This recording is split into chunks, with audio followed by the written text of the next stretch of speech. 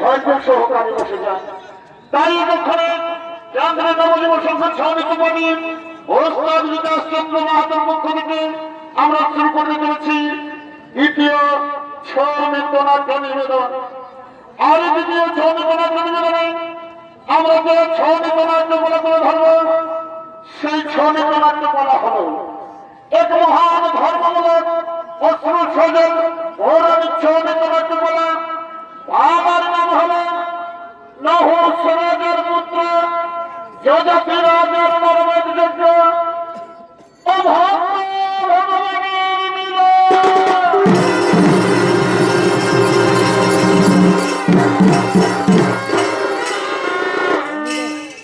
নহুসরাজের পুত্র যজাতি রাজার পরমের যোগ্য ও ভক্ত ভগবানের মিলন। তাই সুধী দর্শক মন্ডলী, এই ছৌ নৃত্য বলার কিছু পূর্ব কথা আপনাদের কাছে তুলে ধরছি। একদিন অহংকারে বন্ধ হয়ে নহুস রাজা, একদিন অহংকারে বন্ধ হয়ে নহুস রাজা দেবরাজেন্দ্রের পত্নী সচিরানীকে সপ্তর্ষির পালকিতে করে বিবাহ করতে চায়। এমন সময় সপ্তর্ষির মস্তকে নহুস রাজার পা পড়ে যায়। তাই ক্রুদ্ধ হয়ে সপ্তর্ষি তাকে অভিশাপ দেন। আর সেই অভিশাপের ফলে নহুস রাজা আজীবন সর্বদেশে বনে জঙ্গলে ঘুরে বেড়াচ্ছে। আর ওদিকে বশিষ্ঠ মুনি তার নিজ পুষ্পোত্তর ভ্রমণ করার পর নিজ আশ্রমের দিকে পরিচয়েছেন আগমন।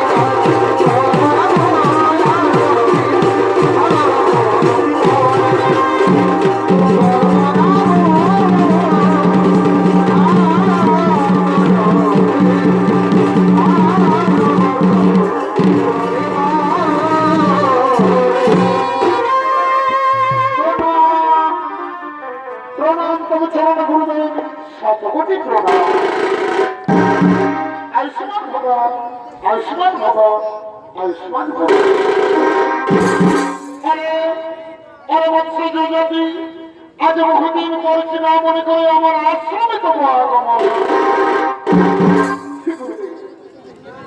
আজ শেষ মিশনে বড় দুঃস্বপ্ন দেখেছি করবে। আমার পিতা স্বপ্ন এসে আমায় ডেকে বললেন, ওরে জয়জাতি, আমি বহুদিন ধরে সর্বদেশে মনে জঙ্গলে ঘুরে বেড়াচ্ছি বাবা, যে কোনো উপায়ে আমাকে তুই উদ্ধার কর বাবা, যে কোনো উপায়ে আমাকে তুই উদ্ধার কর। বলেন গুরুদেব, কি উপায় অবলম্বন করে আমার মনে সেই অভিশাপ থেকে উদ্ধার হবে?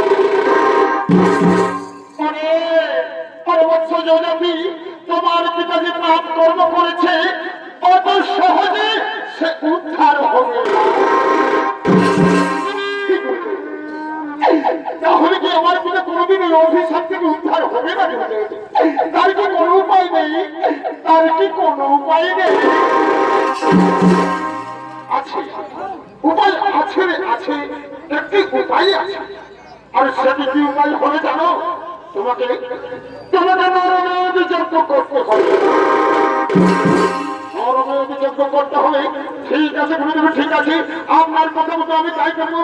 আপনি আমাকে কৃপা করে বলে দিন, ওই যজ্ঞ করতে হলে কি কি সামগ্রীর প্রয়োজন লাগবে?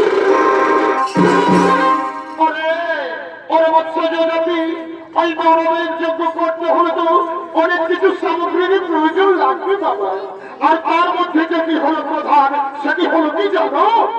সেটি হলো ব্রাহ্মণ সন্তান, সুন্দর বালক, গৌর বর্ণ, হরিভক্ত, এবং সেজন হয় অষ্টম বৎসরের সন্তান। সর্বদাই থাকে যেন তার হরিপদে মতি, আর সেই সন্তানকে এনে দিতে হবে ওই যজ্ঞকুণ্ডে আহুতি। কোথায় পাবো আমি সেই ব্রাহ্মণ সন্তান? কে দেবে আমার সেই ব্রাহ্মণ সন্তান? ওরে বৎস জনাবি, একটা কথা কি জানো বাবা? ভিখারি অর্থ বলে, অর্থের মোহে সে সবকিছু ভুলে যায়, এমনকি সে নিজের আপনজনও চিনে না। তার একমাত্র উপায় হলো রত্ন পরিপূর্ণ স্বর্ণ অলঙ্কার মণিমুক্ত সাজি তুমি এক্ষুনি পাঠিয়ে দাও এই থেকে শান্তরে। দেশে দেশে ঘুরে ঘুরে তন্ন তন্ন করে খুঁজে বার করবে সেই ব্রাহ্মণ সন্তান, আর ক্রয় করে নিয়ে আসবে ওই অর্থের বিনিময়ে। ওই অর্থের বিনিময়ে যদি না পাও, তাহলে তুমি এই বলে দিও যে তোমার রাজ্যের অধিক রাজত্ব তুমি তাকে দান করে দেবে। ঠিক আছে গুরুদেব, ঠিক আছে, আপনার কথা মতো আমি তাই করবো। আপনি আমাকে কৃপা করে আশীর্বাদ করুন গুরুদেব, আপনি আমাকে আশীর্বাদ করুন, আমি যেন ওই ব্রাহ্মণ সন্তান খুঁজে আনতে পারি।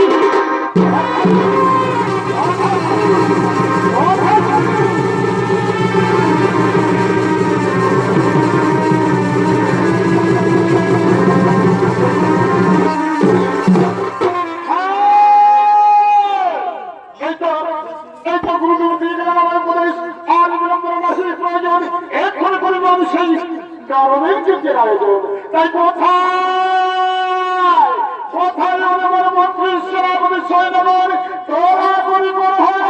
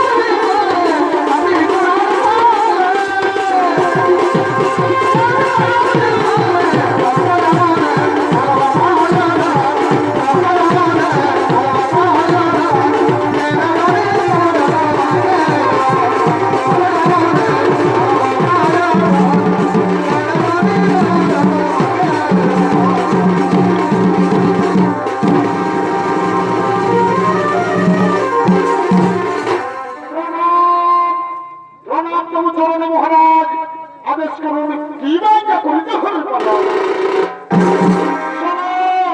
শোনো শোনো হে মন্ত্রী সেনাপতিগণ, আর বিলম্বে নাহি প্রয়োজন, এক্ষণে গুরুদেবের কথা মতো নরমের যুদ্ধের করিতে হবে আয়োজন। তাই তোমরা যাও, যত শীঘ্র পারো রত্ন পরিপূর্ণ স্বর্ণ অলঙ্কার মণিমুক্তা সাজিয়ে এক্ষণে বেরিয়ে পড়ো। দেশে দেশে ঘুরে ঘুরে যেখানে পাবে সেই অষ্টম বৎসরের ব্রাহ্মণ সন্তান সুন্দর মানব গৌরবর্ণ হরিভক্ত, সেই সন্তানকে তোমরা এই অর্থের বিনিময়ে ক্রয় করে নিয়ে আসো।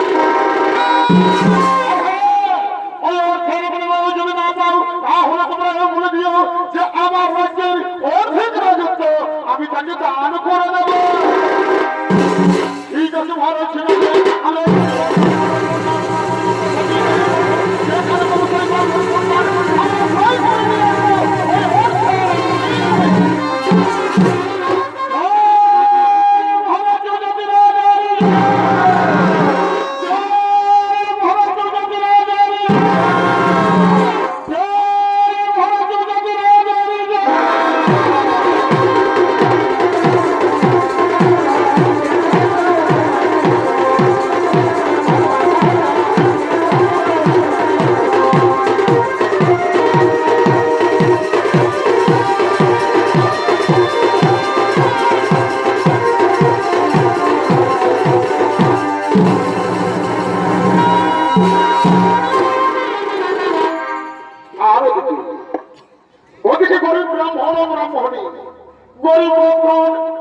আমি তারা ভিক্ষাবৃত্তি করে দিন যাপন করে।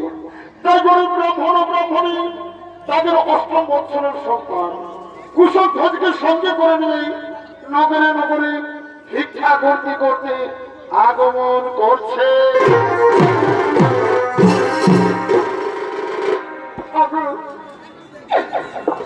আমার মা মাসিরা,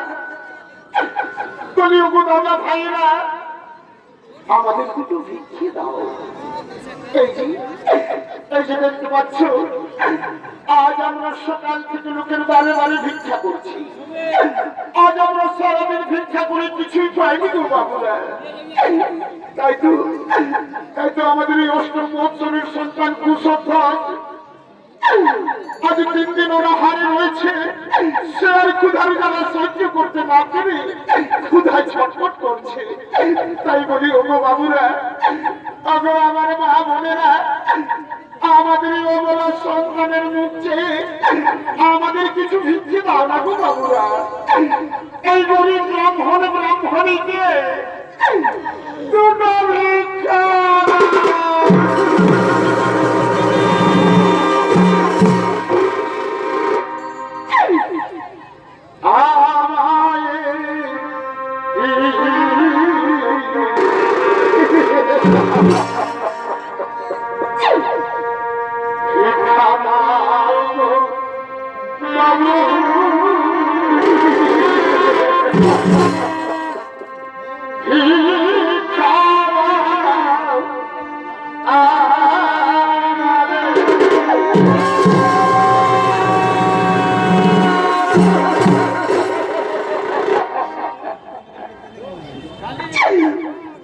নগরবাসী আজ আমরা বড়ই অসহায় গরিব ব্রাহ্মণ ব্রাহ্মণী অভাবের জ্বালায় আমাদের সন্তানের মুখে আমরা আহার তুলে দিতে পারিনি গো। তাই তো আমাদের এই 8 বছরের সন্তান কুসভাগ আজ 3 দিন অনাহারে রয়েছে। সে আর ক্ষুধার জ্বালা সহ্য করতে না পেরে ক্ষুধায় ছটফট করছে।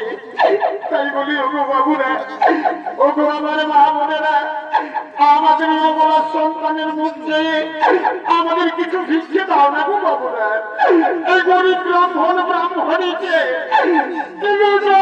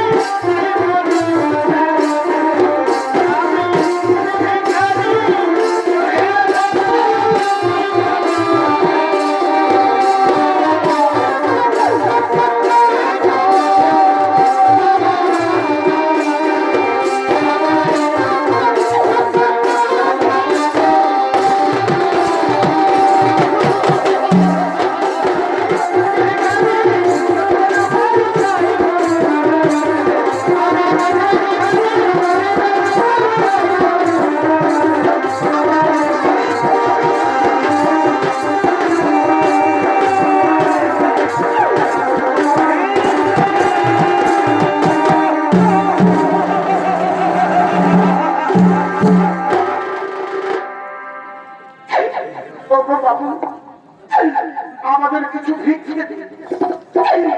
এই যে দেখতে পাচ্ছেন, আজ আমরা সকাল থেকে লোকের দাঁড়িয়ে দাঁড়িয়ে ভিক্ষা করছি। আজ আমরা সারাদিন ভিক্ষা করে কিছুই পাইনি গো বাবু। আমাদের সঙ্গে রয়েছে 8 বছরের ব্রাহ্মণ সন্তান পুষ্পধ্বজ।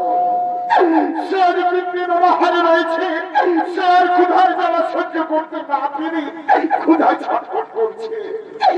তাই বলি ওগো বাবু, আমাদের এই অবলা সন্তানের মুখ চেয়ে আমাদের কিছু ভিক্ষে দিন গো বাবু।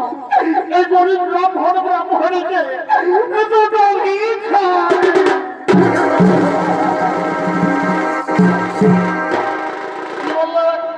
কি বললো ব্রাহ্মণ? তোমাদের পুত্রের বয়স কত বললে? 8 বছর। এই তো সেই বহুর বর্ণ হরিভক্ত। মিলে গেছে, মিলে গেছে। যজাতি রাজার মনের বাসনা বুঝি পূর্ণ হতে চলেছে। বলি শোনো ব্রাহ্মণ, শোনো, শুধু ভিক্ষা নয়, আমাদের রথের দিকে চেয়ে দেখো। এই রথের মধ্যে যত রয়েছে ধন রত্ন মণি মুক্তা, এগুলো এগুলো সব আমি তোমায় উজাড় করে দেবো, কিন্তু একটি শর্তে। একটি শর্তে? বলেন বাবু, বলুন আপনার কি সেই শর্ত? তাহলে শোনো, ওই যে রয়েছে তোমাদের ছেলে পুষ্পধ্বজ, ওকে ওকে চিরজনমের মতো আমার হাতে বিক্রি করে দিতে হবে।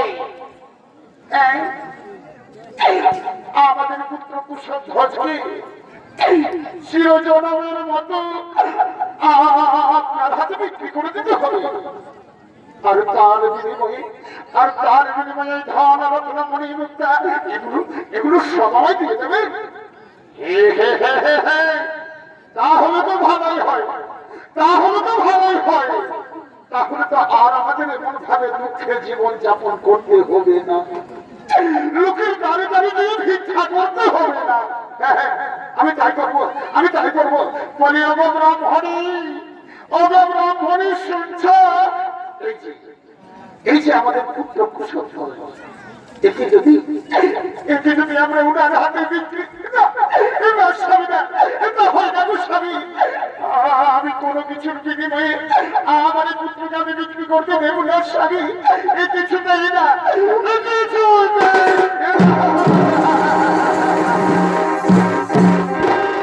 শোনো, শোনো ব্রাহ্মণ শোনো। এই যে আমাদের পুত্র পুষ্পধ্বজ, একে যদি আমরা ওনার হাতে বিক্রি করে দিই, তাহলে আমাদের আর কোনো দুঃখ জ্বালা থাকবে না গো, সকল দুঃখ জ্বালা দূর হয়ে যাবে। আমি তাই করবো, আমি তাই করবো। আমার পুত্রকে আমি ওনার হাতে বিক্রি করে দিই।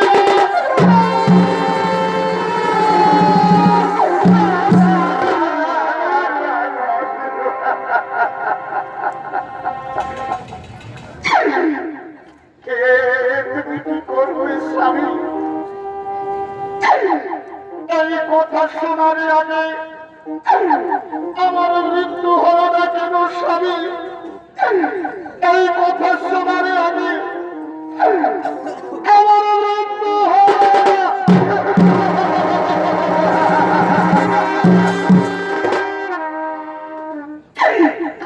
শুধু ধন রত্ন পরিপূর্ণ নয়, এই পৃথিবীর মধ্যে যত রয়েছে ধন রত্ন মণি মুক্তা, সব যদি কেউ আমায় এনে দেয়, তবু আমি পারবো না, আমার পুত্রকে বিক্রি করে দিতে।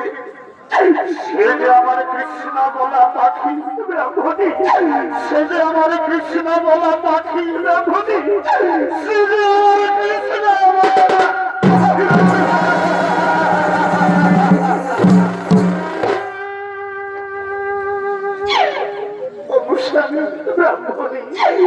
সারাদিন না খেয়ে অনাহারে থাকলেও আমার যে কোনো দুঃখ থাকে না গো। ওই প্রিয় পুত্রের মুখে একবার হরি নাম শ্রবণ করলে আমার যে সব দুঃখ যারা দূরে সরে যায় গো স্বামী।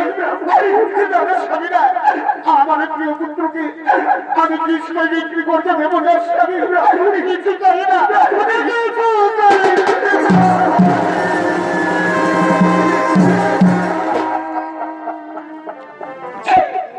স্বামী। তুমি তো ওই পুত্রের পিতা,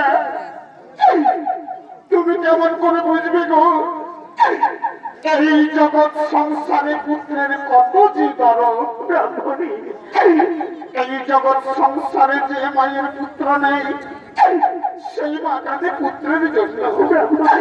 আর যে মায়ের কোলের সন্তান তার কোল থেকে হারিয়ে যায় সেই বাজারে সন্তান হারার কি বাজালা। তুমি বুঝবে না স্বামী, তুমি বুঝবে না গো।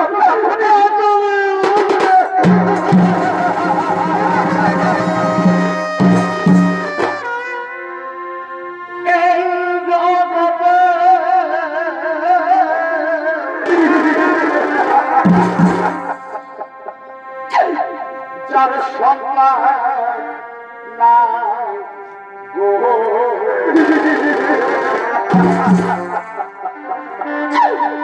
সে কি বুঝে সন্তানের জ্বালা।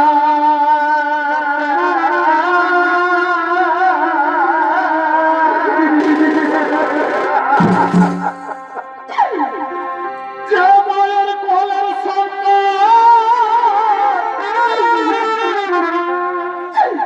তার কোল থেকে হারিয়ে যায় সেই বুঝে যায়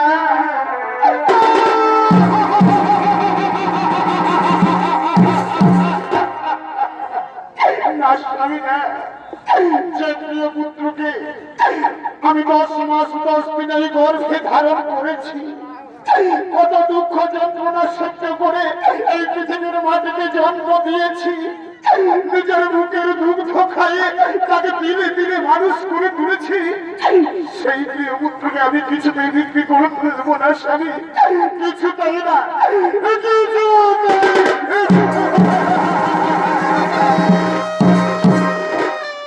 বাবা বাবা গো, তুমি আমাকে বিক্রি করে দিয়েছো বাবা। বাবা আমি তো তোমার কোলে বসে তোমাকে কোনোদিন সুখ দিতে পারিনি গো বাবা। আমি তো তোমার কোলে বসে তোমাকে কোনোদিন শান্তি দিতে পারিনি। ওগো বাবা, চোখের আগুনে আমার এই সুন্দর দেহটা পুড়ে ছাই হয়ে যায়, তবু আমার কোনো দুঃখ নেই গো বাবা। তবু তো তোমাদের আর এমন ভাবে দুঃখে জীবন যাপন করতে হবে না, লোকের দাঁড়ে দাঁড়ে গিয়ে ভিক্ষা করতে হবে না, বলতে হবে না ওগো মা মাসিরা, ওগো দাদা ভাইয়েরা, আমাদের দুটো ভিক্ষা।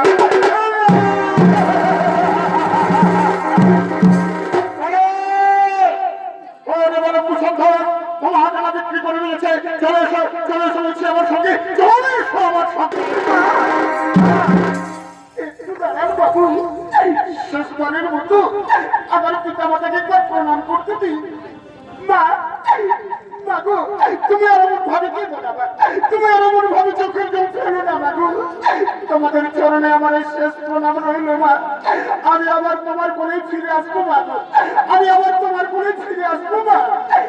ওগো মা, ওগো বাবা, তোমরা এখন আমার হাসি মুখে বিদায় দাও, আমার হাসি মুখে বিদায়।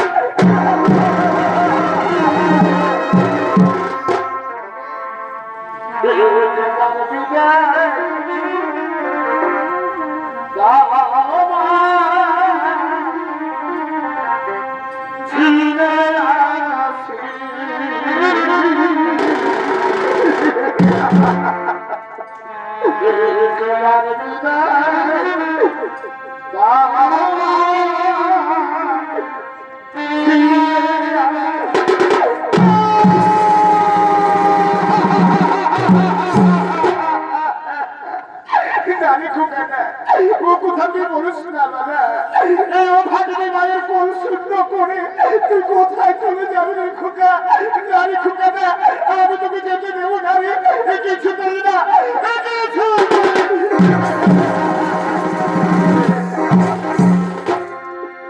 হাসি মুখে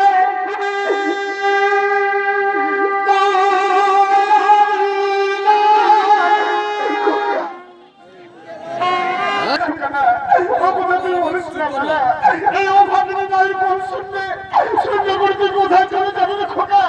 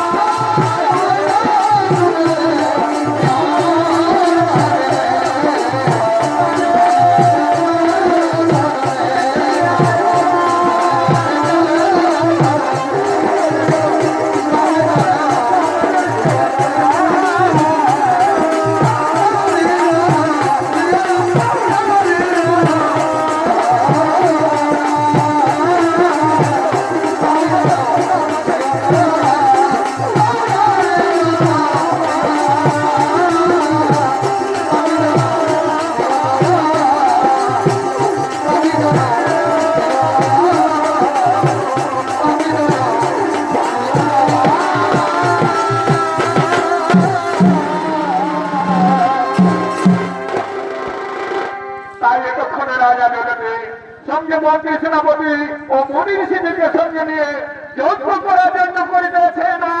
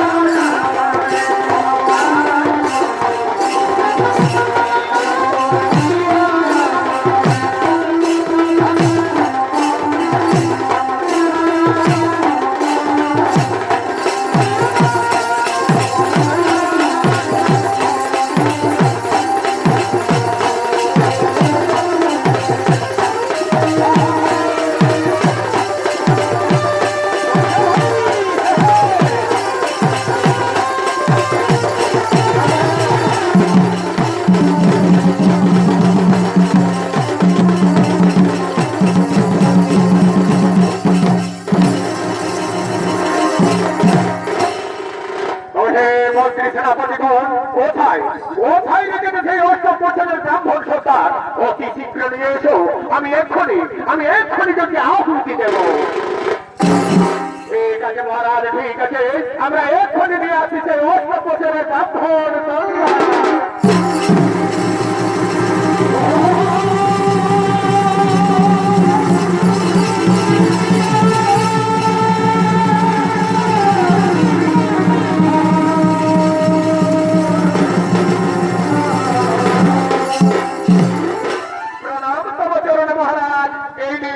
এই সন্তান কুশধ্বর।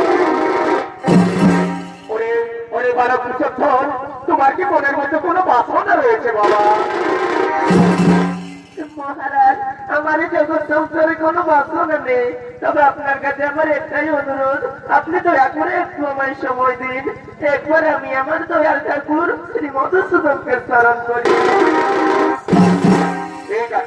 ঠিক আছে ওরে বালক, আমি তোমাকে সময় দিলাম।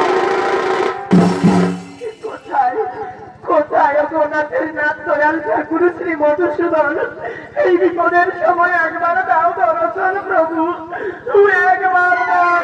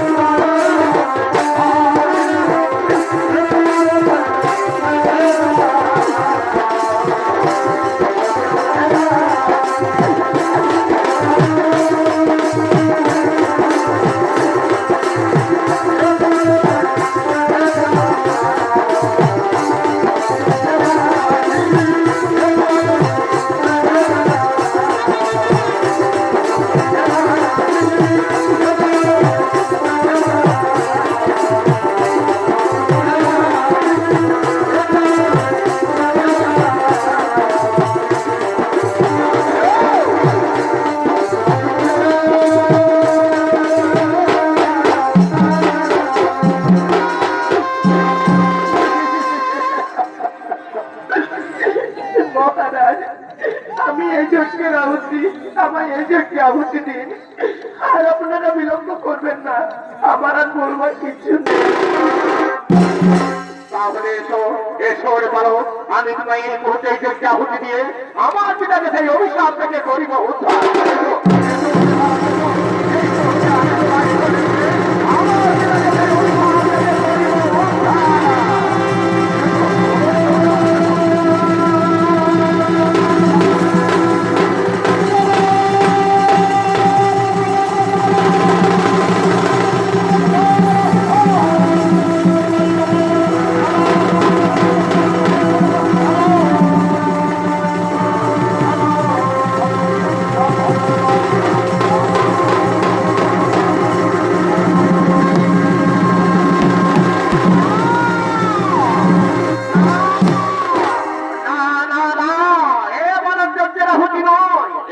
আমার পরম ভক্ত, বন্ধ করো এই নরমের যজ্ঞ। কে করেছে এই নরমের যজ্ঞের আয়োজন? আমায় ক্ষমা করবেন প্রভু, আমি করেছিলাম এই নরমের যজ্ঞের আয়োজন। আপনি কৃপা করে আমার পিতাকে সেই অভিশাপ থেকে উদ্ধার করুন প্রভু, ওই অভিশাপ থেকে উদ্ধার করুন। ঠিক আছে রাজা যজাতি, আমি তোমার পিতাকে ওই অভিশাপ থেকে উদ্ধার করলাম।